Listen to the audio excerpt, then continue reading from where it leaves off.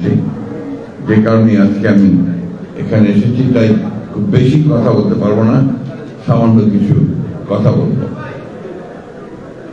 আপনারা ইতিমধ্যে শহীদ আসাদ সম্পর্কেও বিস্তারিত কথা শুনেছেন, বিশেষ করে অধ্যাপক মাহবুবুল্লাহ যে তার লিখিত যে বক্তব্য, যেটা তার বইয়ে প্রকাশিত হয়েছে, সেই বক্তব্যে সেটা আরো খুব পরিষ্কার হয়ে গেছে।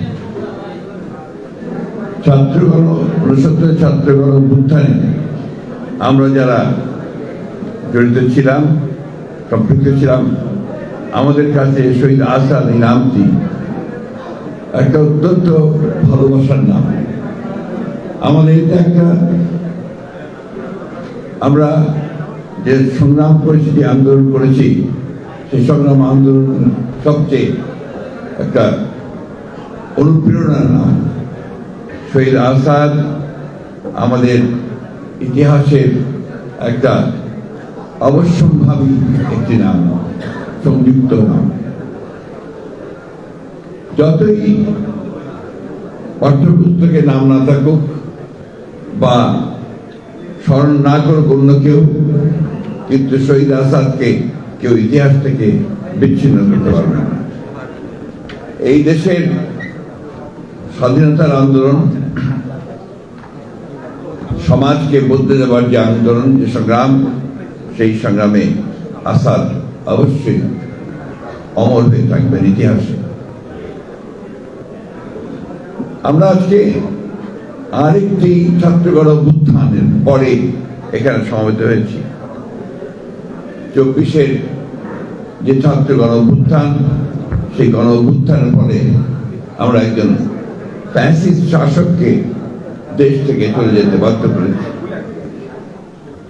69 গণছাত্রগণ অভ্যুত্থানে তৎকালীন সামরিক শাসক আইয়ুব খানকে চলে যেতে বাধ্য করা হয়েছিল। কিন্তু যে কথাগুলো অনেক বক্তাই বলেছেন যে আমরা আমাদের সেই ইচ্ছিত যে লক্ষ্য, সেই লক্ষ্য আমরা পূরণ করতে পারিনি। জয়েন্ট সাকি বলেছেন যে আজকে প্রায় এই এত বছর পরেও আমরা একটা নির্বাচন করতে পারি না। এটা একটা সামগ্রিক ব্যাপার। আমরা যারা রাজনীতি করি, আমরা চেষ্টা করি, আমরা বদলানোর চেষ্টা করি, কিন্তু দেখা যায় সবগুলো সবসময় আমরা পেরে উঠি না। কারণ প্রতিক্রিয়াশীল যে চক্র আছে, সেই চক্র এত বেশি তারা দৃঢ় হয়ে যান, এত বেশি করে তারা সেই বিপ্লবের বা আপনার সংগ্রামের সেই ধারাটাকে বদলে দিতে চান। আজকে শহীদ আসাদ খুব প্রাসঙ্গিক এই জন্যে যে আমরা যে ফ্যাসিস্টদের বিরুদ্ধে দীর্ঘ সংগ্রাম করেছি, 15 বছর লড়াই করেছি, এবং সব শেষে আমরা একটা বিজয় অর্জন করেছি। সেই বিজয়ের মধ্যে দিয়ে আমরা সামনে যে দিনগুলোকে আশা করছি, প্রত্যাশা করছি, সেই দিনগুলো যেন আমাদের সেই স্বপ্নগুলোকে যারা প্রাণ দিয়েছে তাদের স্বপ্নগুলোকে যেন বাস্তবায়িত করতে পারে, এটাই হচ্ছে আমাদের প্রত্যাশা। আজকে অনেক কথা উঠছে বিভিন্নভাবে, এবং সেই কথাগুলো এমন ভাবে বলা হচ্ছে যাতে করে তর্ক, অনেক নতুন নতুন তর্ক সৃষ্টি করা হচ্ছে।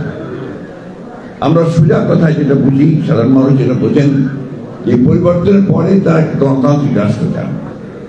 সেই গণতান্ত্রিক রাষ্ট্রে তারা তাদের অধিকার থেকে ফিরে যান, তারা যেন তাদের মোটা ভাত, মোটা কাপড় পরে থাকতে পারেন সাধারণ মানুষ, তারা যেন ভোটের অধিকারটা পান, তারা কথা বলার অধিকার পান, এবং তাদের সন্তানেরা যেন লেখাপড়া শিখতে পারে, তারা যেন একটা সুন্দর একটা সমাজে, যে সমাজে দুর্নীতি থাকবে না, যে সমাজে অন্যায় থাকবে না, যে সমাজে মানবিক মূল্যবোধ থাকবে, যে সেখানে ন্যায় বিচার থাকবে, সেই ধরনের একটা সমাজ তারা চান। কিন্তু সবসময় আমরা সেটা পাই না, যে কথা আমি আগে বলেছি, দুঃখিত। আমাদের সামনে যে বিষয়গুলো সে এখন দাঁড়িয়েছে, একটা কথা আমি সবসময় বলি, যে কথা বললে আমার অনেক সমালোচনা হয়। আমি বলি যে নির্বাচনটা দ্রুত হওয়া দরকার।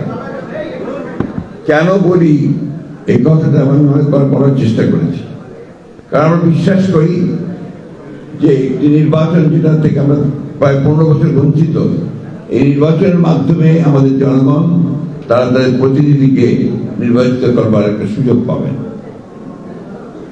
এখন এখানে জোর করে যদি সেই বিষয়টাকে আপনার একটু বিতর্কিত করে ফেলা হয়, তাহলে জনগণ আবার তাদের সেই অধিকার থেকে বঞ্চিত হবে। এবং আমাদের যে অভিজ্ঞতা, সেই অভিজ্ঞতা আমরা দেখেছি যে এই ধরনের নির্বাচন যদি দ্রুত না হয়, সময় ক্ষেপণ করা হয়, তাহলে সেখানে অন্যান্য শক্তিগুলো মাথা চাড়া দিয়ে উঠতে থাকে এবং তখন জনগণের যে চাহিদা, সেই চাহিদা থেকে তারা পুরোপুরিভাবেই বঞ্চিত হয়।